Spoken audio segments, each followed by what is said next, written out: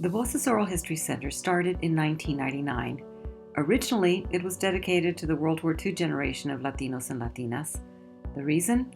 At the time, there was not a single book about the remarkable contributions of this greatest generation.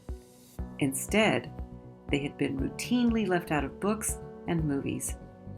And yet, those early interviews revealed a depth of experiences.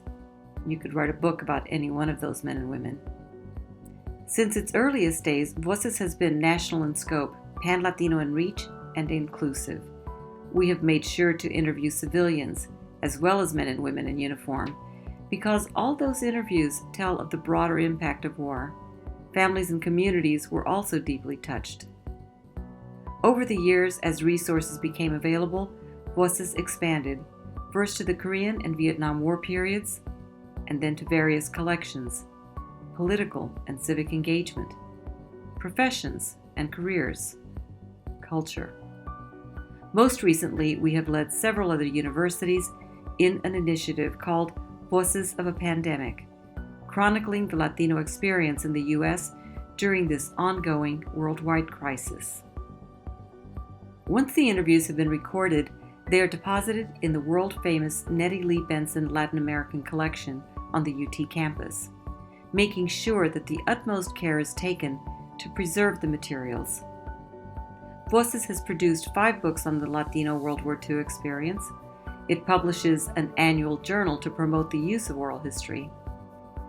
The interviews themselves are used in several ways: newspaper, magazine, television, and radio stories, in educational guides and materials. Voces photographs are resources for posters and flyers. Documentarians know to look to Voces for its vast collection of over 25,000 digitized photographs. In 2018, Voces partnered with Google to create an online display. We advocate for the inclusion of the Latino perspective in various venues. In 2007, for instance, Voces took a leadership role in protesting a Ken Burns World War II PBS documentary that excluded any Latino perspective. Eventually, Burns relented and included some interviews with Latino and Native American vets. But there were larger effects. PBS greenlighted documentaries about Latinos and other minorities in the wake of the protests. A few years ago, some Voces interviews were used in an augmented reality installation in Austin. An AR installation is not something Voces staff would have conceived of 2 decades ago. Ryan Lynch, the head of special collections at the Nettie Lee Benson Latin American Collection, says all the Voces materials will continue to gain in value. 50 years from now or 20 years from now, so it will become an increasingly important record. It really will at some point become a pretty incredible corpus. And there is something else.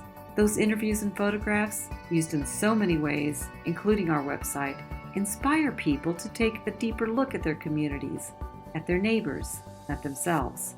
That inspiration is hard to quantify, but it is very much one of the best and most important things that Voces does.